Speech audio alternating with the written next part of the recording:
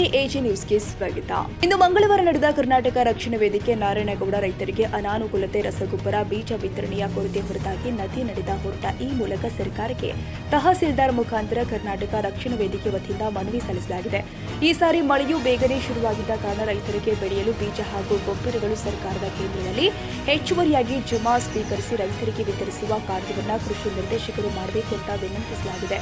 ಈ ಸಂದರ್ಭದಲ್ಲಿ ಕರ್ನಾಟಕ ರಕ್ಷಣಾ ವೇದಿಕೆ ನಾರಾಯಣ, ಬಾಗಲಕೋಟೆ ಜಿಲ್ಲಾ ಉಪಾಧ್ಯಕ್ಷರು ಆದ ರಂಜನ್ ನದಾಫ್, ಅಧ್ಯಕ್ಷರು ಆಗಿರುವಂತಹ ಮಲ್ಲು ಕಟ್ಟಿಮನಿ, ಸಹ ಕಾರ್ಯದರ್ಶಿಯಾದ ಈರಣ್ಣ ಬಡಿಗೇರ್, ಪ್ರಧಾನ ಕಾರ್ಯದರ್ಶಿಯಾದ ಸಂಗಮೇಶ್ ಅಂಬಿಗೇರ್ ಹಾಗೂ ಜಿಲ್ಲೆಯ ವಿವಿಧ ತಾಲೂಕುಗಳ ಅಧ್ಯಕ್ಷರು, ಮಹಿಳಾ ಸಮಿತಿಯ ವಿವಿಧ ಪದಾಧಿಕಾರಿಗಳು, ನಗರ ಘಟಕದ ಪದಾಧಿಕಾರಿಗಳು ಈ ಸಂದರ್ಭದಲ್ಲಿ ಹಾಜರಿದ್ದರು. ಕನ್ನಡಿಗರ ಮೆಚ್ಚಿನ ನಿಮ್ಮ ಎಜೆ 24/7 ನ್ಯೂಸ್ ಕನ್ನಡ ವಾಹಿನಿ ಇದೀಗ ಟಿವಿಯಲ್ಲಿ ಲಭ್ಯ. ವೇಳೆ ನೋಟಿಸ್ ಕೊಟ್ಟಿದ್ರೆ ವಾಪಸ್ ತಗೋತೀವಿ. ಇವತ್ತು ವಕ್ಫ್ ಪ್ರಾಪರ್ಟಿ ಅಂತೇಳಿ ಬರ್ತದೆ ಅಂತ ಹೇಳಿದ್ರೆ ರೈತರ ಬೀದಿಗೆ ಬಂದ್ರೆ ಏನ್ ಮಾಡ್ಬೇಕಾಗುತ್ತೆ? ಯಾರು ವೋಟ್ ಹಾಕಿಲ್ಲ ಅಂದ್ರೆ ಗ್ಯಾರಂಟಿನೆಲ್ಲ ಸ್ಟಾಪ್ ಮಾಡ್ಬಿಡ್ತೀವಿ.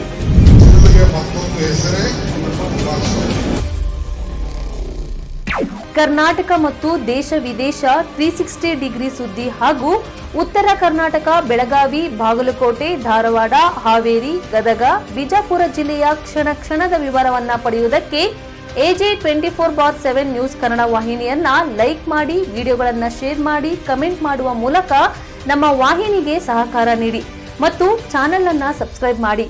ಧನ್ಯವಾದಗಳು.